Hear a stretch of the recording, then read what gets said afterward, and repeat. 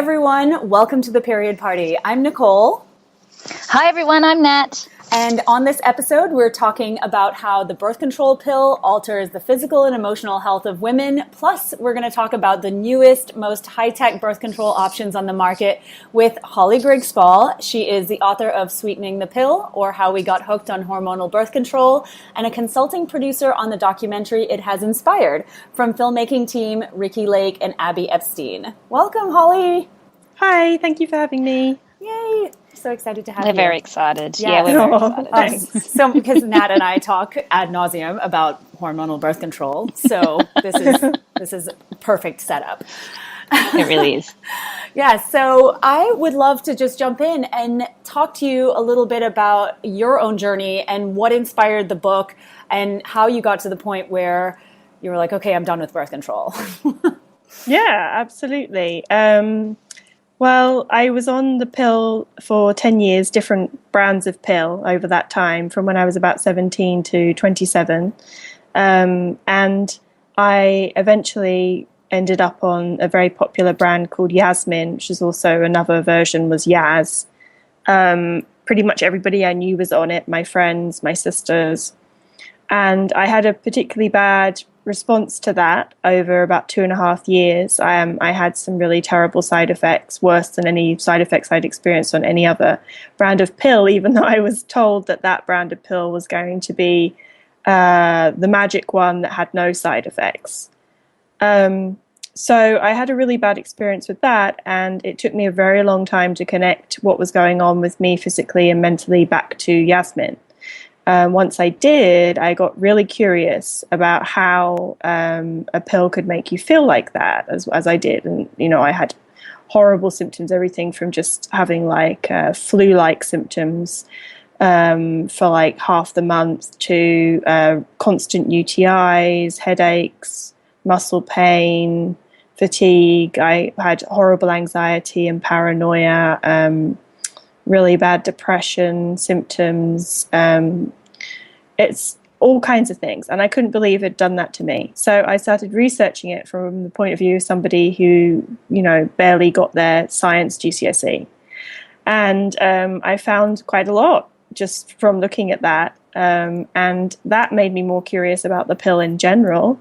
And so I started looking into, well, what's in the pill? How does it work? Why would it make you feel differently? And, one of the things I found particularly fascinating was that it would have that kind of extreme emotional, I would have that kind of extreme emotional reaction. And I, as a freelance journalist, as I was at the time, I pitched a piece to Easy Living magazine, and they took it up, and I wrote a piece called something like What You Should Know About the Pill. And I interviewed a great research scientist for that piece. And she said something that really struck me at the time. She said, that there's a lot of gender bias in science. So there's not a lot of good research on the pill, however long it's been out and however many women take it. And there are a lot of side effects that go unexamined or investigated because it's women who experience them. And the gender bias in science means that it's not looked at. And I found that really interesting. So anyway, I came off Yasmin, of course, but I actually went on a different brand of pill. I wasn't ready to abandon the pill completely. And then from that point, I found myself with some time on my hands. I moved to the US. My husband's American. I didn't have a work visa. And so I decided to write a blog. And the blog started out as just a sort of place to put the extra research I had from the article I'd written. And then it became a blog about coming off the pill completely after 10 years and what that felt like and how I experienced that. And so I wrote about that journey, and I got really interested in looking for any information I could find on the side effects of the pill and the history of the pill. And it was pretty hard to find. There were a handful of books, one of them written in the late 60s by Barbara Seaman. But otherwise, not very much. It was always just a given, like the pill came out, it was great, women were liberated, hurrah, end of story. And that was pretty much it. And so I thought, well, there's a gap here. And I started getting a lot of messages from people who experienced similar side effects to me. And that's how I ended up thinking it was a bigger story than perhaps just my own. And that it was something people were interested in hearing about. And so I wrote a few more articles, and then eventually it did become a book. Yeah, it's such I love your story, because I think so many women can relate to it, and I don't think that there is. You're right, there's not enough discussion about it. And I feel like, up until recently, it wasn't even acceptable by most people to even have discussion around it. It was sort of like, oh, you're a bit crazy, Nat. I've been certainly banging that drum for at least a decade now, and the pushback that I get even now around it, because people don't want it to not be good for them or useful or to have side effects and, or burst their bubble. So, I mean, how have you found the resistance around that? Well, it's funny you say that. I'm actually going to be speaking on a panel this evening about taboo topics. And obviously, I didn't really think that talking about the side effects of the pill would be a taboo topic. When I started the blog, that wasn't what I thought. I didn't do it to be provocative, or I didn't think that's what I was doing. But as I began to write more about it, and then especially when it became the book, and the initial promotion of the book started, there were feminist groups who tried to ban the book, started up, signatories to try and get women to get the publishing company to not publish the book. I'd written this piece for the Society for Menstrual Cycle Research blog, Recycling, I think a few months before the book came out, while I was still writing it. And it was titled, "Why Can't We Criticize the Pill?" which ended up being on the book jacket copy. And at the time, I remember one of the women who also writes for this blog said, she thought that it was kind of hyperbolic, maybe a bit over the top, melodramatic, like, really, yes, you can, like, it's not that big a deal, it's okay. And then the response to the book actually only proved me right. It was pretty badly received in the US, at least. I wouldn't say it was the same in Australia or the UK.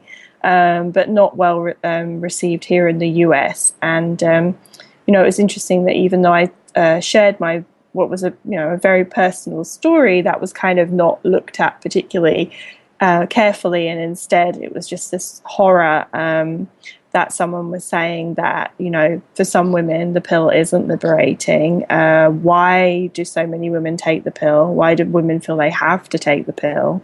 What does it feel like for teenagers who go on the pill? What does it mean when you put so many young women on the pill at that age and they stay on it for decades? What does that mean at a generational, level, on a population level? If, we know that this causes side effects, if we know that this suppresses the cycle in the way that it does, what does that mean for women? What does that mean about women? Like, what does that say that we think? What does it suggest we think of women, or that we think of ourselves? And those sorts of things were not readily accepted. There's the narrative, obviously, around the pill that it's this sort of feminist victory, and in some ways it is, and that it's a cure-all and kind of magical and amazing, and it's confronting that mythology as it was, or the sort of the mythology of it, and the cultural understanding of it was really actually quite difficult in the end. Yeah, I mean, I feel like you, just from knowing you and knowing a bit about your story, you have definitely come under a great deal of fire for taking a stance against this. And I think that other people are now finally catching on, and we're having more of a pro-natural birth control conversation. But it seems like you definitely paved the way for that. Yeah, I think it was the right time. When I wrote the book, one of the main things I just wanted to get the book out. It seems kind of strange because most people go, well, I want it to be perfect. Now, that book is not perfect, but I felt it just had to come out and get be done and be there for people to read. And it definitely came, I don't know, it hit the right note at the right time, or it's part of something that ended up shifting, because now we see so much more discussion about periods and menstruation in the mainstream. And in my book I said how we talk about the pill is how we talk about menstruation, because you're not having your period when you're on the pill, so you can't, they're interlinked, they cannot be taken apart in that way. Say that again for all of our listeners, please. That you're not having a period when you're on the pill, even if you're bleeding. Yes, it's it's such a misconception, don't you find that? Like, so many women, they're like, what do you mean I don't get my period? I'm like, that is not your period. I hate to be the bearer of bad news, but we're not educated with this. We're not. It's unfortunate. It's truly just a drop in synthetic estrogen and progesterone when you start taking the sugar pills. That's it. So, yeah. Sorry to cut you off. Oh, no. Just say it again. No, that's fine. And, that sort of has risen up. And, we've all seen, last year was called the year of the period. And I find that all very interesting. Certainly more and more people have started talking about the side effects of the pill in different ways, under different guises. And the documentary Kickstarter last summer made a huge impact for that as well. But yeah, I think it's interesting to me, because I'm still waiting for that other shoe to drop, in the sense that we are talking more about periods, we are being more open-minded about periods, but there's still a lot of people that don't know that your bleed on the pill is not a period, that don't know that it's not protecting your fertility, that don't know that you're only fertile 2 days a month, that don't know some really basic stuff. That it's a very trendy kind of thing to be super like, I have a period and it's fine. But a lot of people talk about it, and what they'll say often, as I'm sure you've seen, is they'll say, not that it's fine for them, that it's fine to talk about it, but they hate their period. Yeah. And a lot of that discussion around it, when it comes down to it, is like, we should talk about it, but, partly the reason we should talk about it is because it's so horrible. Yeah. And I find that really interesting, because obviously for a lot of women, as you both know, it is horrible, right? And that's okay. That's fine. You should be able to talk about that and be honest about that. But the mainstream answer to that being horrible is always the pill. There are not many other options given to women. So it's kind of an interesting circular discussion. And then, because obviously you go on it, you don't have your period. So I'm kind of interested to see where all this goes when we actually embrace the kind of pro-period or health side of the conversation a bit more. I agree with that. I would say that, that's where something like body literacy comes into play. And I think, and Nat would definitely agree with this, is that it's really crucial for women to be body literate. And could you elaborate a little bit on that? Because I think that you always have a great explanation for body literacy and how women can really sort of cultivate that. Yeah, I think without it, I think you come very much from a place of fear, which can keep you on the pill when you don't really want to be on the pill, and can make it really difficult to come off. So I just found it really useful when I came off the pill to learn the, pretty simple facts about how my fertility cycle worked, how my body was working, and it made me feel more confident in coming off. It made me feel like it was an option to come off, and that I could manage my fertility, as it were, and not get pregnant. Otherwise, I think, a lot of women coming from a place of not knowing that much about their body, like I said, how when they're fertile, that they have fertile signs, that they can't get pregnant every day, that information that doesn't come in at an earlier point, that it's desperately needed if you really do feel very ill on the pill, if you have side effects. And so that's when it came to me, and that's pretty late, 27. I'm sure, some of this information was shared with me in like a biology class and, at school. But the thing is, it was never connected to my personal experience of having a period. It was just a diagram on the board. So it didn't really fit.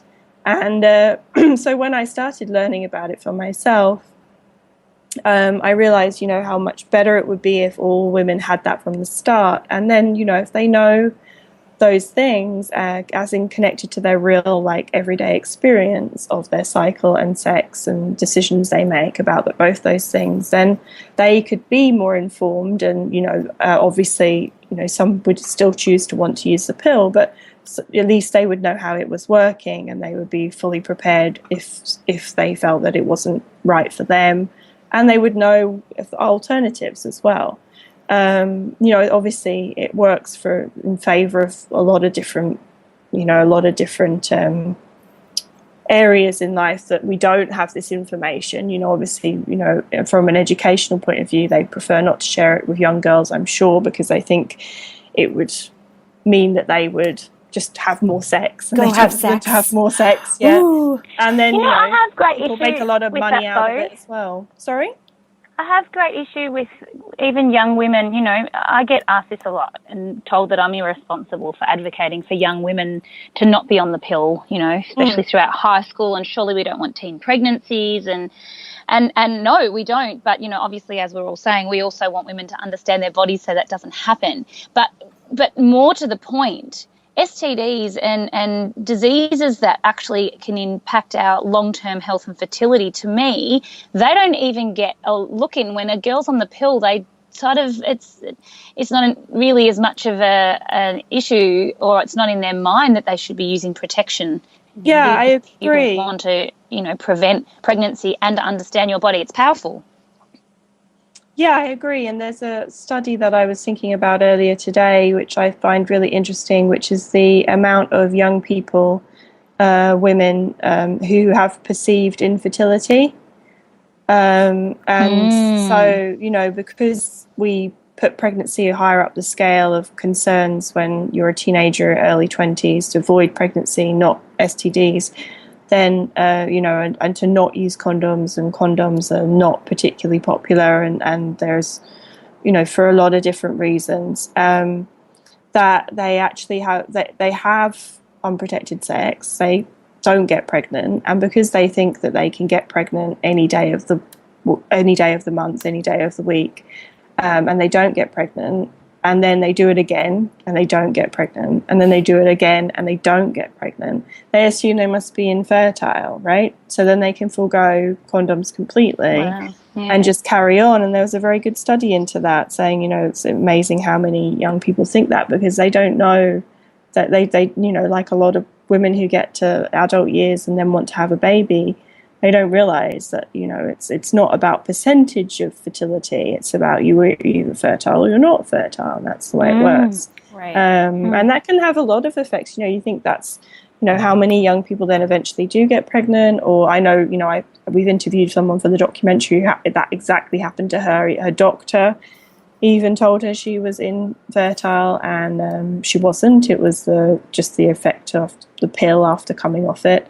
And, it's just, I really do think, all the reasons that people are worried about giving young people that information is actually be a positive thing, in terms of not only probably lowering the rate of abortion and teen pregnancy, but also just giving girls that confidence in their body and what it's doing. And then from that point, being able to make informed decisions about what they want to do in relationships, which I think that has been shown in practice. It's just the practice of it is so minimal and small. It's hard to make grand generalizations, but I think from everybody's individual experience, who says the same thing, that it just does give that kind of body confidence. And does take that fear out of it, and it probably would be very helpful on a more national, global level. Global, definitely. I think that is truly the crucial piece that we're missing right now in terms of women's health and women's empowerment and young women and girls, is that we just lack such an education across the board of our bodies and how they function. And every single woman across like pretty much everyone who comes to me, and Nat, we've talked about this as well, and I know Holly, you've mentioned this to me as well, but basically every single woman says, why am I only learning this now? Why didn't anybody ever teach me this before? This is, you know, what is echoed, I think, throughout the world. And it's so frustrating to continually hear that, because it would save women so much pain and so much frustration, unwanted pregnancies, or the inability to get pregnant for whatever reason, whether it's been they've been on birth control for a very long period of time or something else. And I think it's so unfortunate, and that's what I would really love to see change. And I really hope that the documentary is going to be fundamental in that. Yeah, and I hope so too. I think in the end, you know, what we're seeing is just more and more young women being offered or IUDs and implants more than anything. Yeah. You know, which is a way of taking away their agency to even more extreme point, where they're completely dependent on their medical provider to insert and remove the device that prevents them from getting pregnant. But again, disconnects as well, so that condom use is going down still. Disconnects that understanding of their body to what they're experiencing in their relationships and their choices they make about sex. And yeah, I mean, I don't do a lot of, you know, direct conversations with, you know, teenagers, but I did do one class with a group of teenage girls, 17, I guess 16, 17, and it was really interesting how much, you know, the fact that they're kept in the dark makes them feel like when they are offered a possibility to take responsibility, they will take it and grab it with both hands, because they want to have some control. And then they have that control through the pill or IUD or something, and how that's taken advantage of in a lot of ways. And, you know, you see how it affects relations between young women and young men. And, you know, the young men have much more negotiating power, therefore, to avoid condom use. And in terms of thinking that young women should be, you know, open to wanting to have sex whenever, because they can't get pregnant. So why wouldn't they want to do that whenever, you know, whenever it's a possibility? So I think it kind of takes that conversation in a different direction as well. Yeah, absolutely. So, Holly, what would you, for our listeners that are, you know, not necessarily aware of alternatives or other contraceptive methods, what are you advocating for, and what are you teaching people that are keen to learn?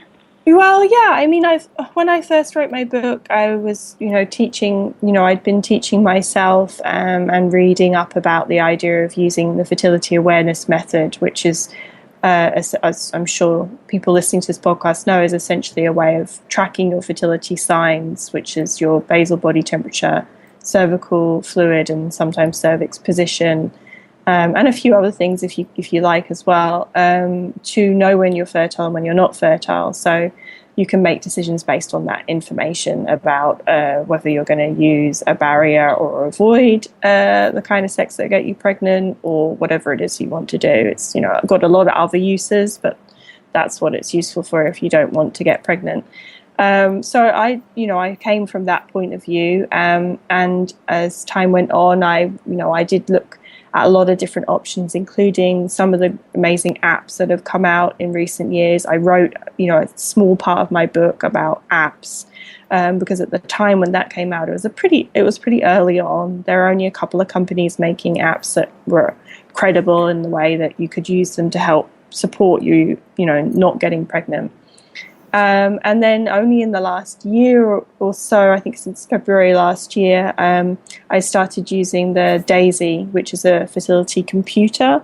Essentially, it takes that knowledge and makes it really accessible and easy. So doing like the charting and kind of what I saw as the maths and analysis was something that, you know, I appreciated understanding, of course, but it wasn't really something that I enjoyed doing. I didn't really get very geeky about it or very into it or find it particularly interesting. I kind of found it quite stressful at times. And I was happy to find something. It only came out early last year that would help me avoid having to do that, because basically this fertility computer, it does it for you. So you take your temperature, of course, in the morning, although there are less restrictions around exactly how and when you have to do that than if you're using a regular thermometer. And then it gives you a red light, a green light, or a yellow light. And so green light is for non-fertile days, or you could say infertile days. A red light is for your fertile days, and then the yellow light is what you get when it's learning your cycle early on. So it's a computer that learns your cycle and understands what your cycle looks like, but also has a database of cycles which create an algorithm. And that's how it works. So it makes it super simple. It's like effective out the box. It does take a while to start giving you a decent number of green days. How long do you think? Like how long? Or well, 3 cycles, 4 cycles? Yeah.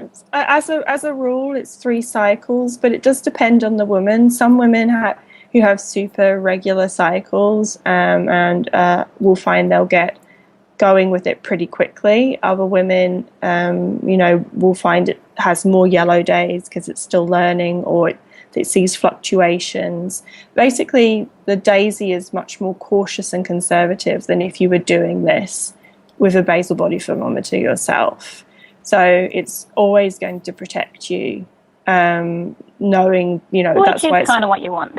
Yeah, it's 99.3% accurate. So you can only get that by being super cautious. So it's not, if you seem to have fluctuations in your cycle, something's going on, or you have a late ovulation, etc., it's going to give you more red or more yellow days. And that's how it works. But the more information you feed it, the more it understands. It's a data computer. So the more data you put in, the more it understands. And some women do get down to quite a few, a comparable number of red days to if you were doing it manually.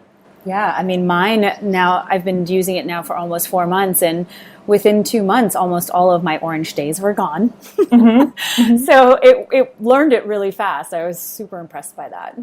Yeah. And, that's partly because it has like a database. It's got millions of cycles. It's based on the same technology as the Lady Comp, which more people will have heard of. That's been around about 30 years almost now. So it's one of the most popular fertility monitors. And it's the same technology. It's the same. It's a whole lot smaller, hey? Yeah, a lot more compact. Bit easier to travel with. Yeah, a lot easier. And you can connect it to your smartphone and use an app which is free, and you can see your charts, and you can send your charts to the cycle analysts, and you can show them to your doctor if you want to. Yeah. So it's very, as I say, it makes it super accessible. So, yeah, I mean, that's what I ended up finding worked for me. And now, I work with them to get the word out on that, because it's always basically my fundamental goal has always been just to help women come off the pill if they want to, when they want to, and just to support women who have side effects on the pill. And anything that makes coming off the pill easier, which something like this is, to me, really just very comparable to the easiness of taking a pill every day.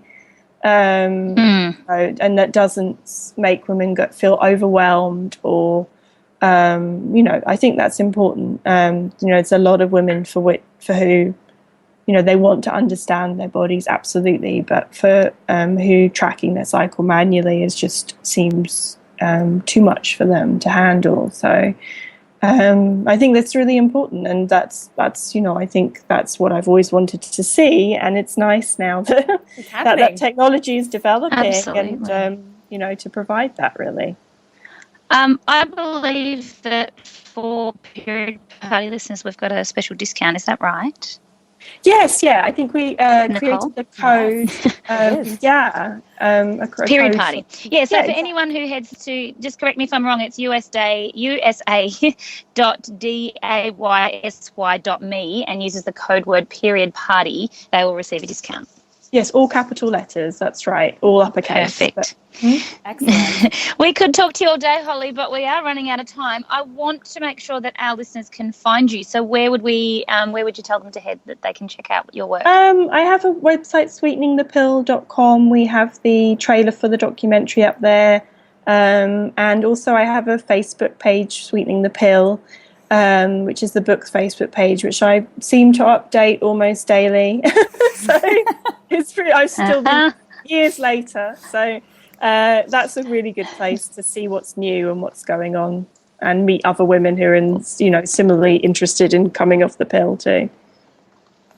Awesome. I'm sure everyone will want to check that out. I would encourage everybody to check it out, because it's a great place, not only if you're starting out on your journey of coming off the pill, but constantly need to keep on learning and educating ourselves. So thank you, Holly, so much for joining us today.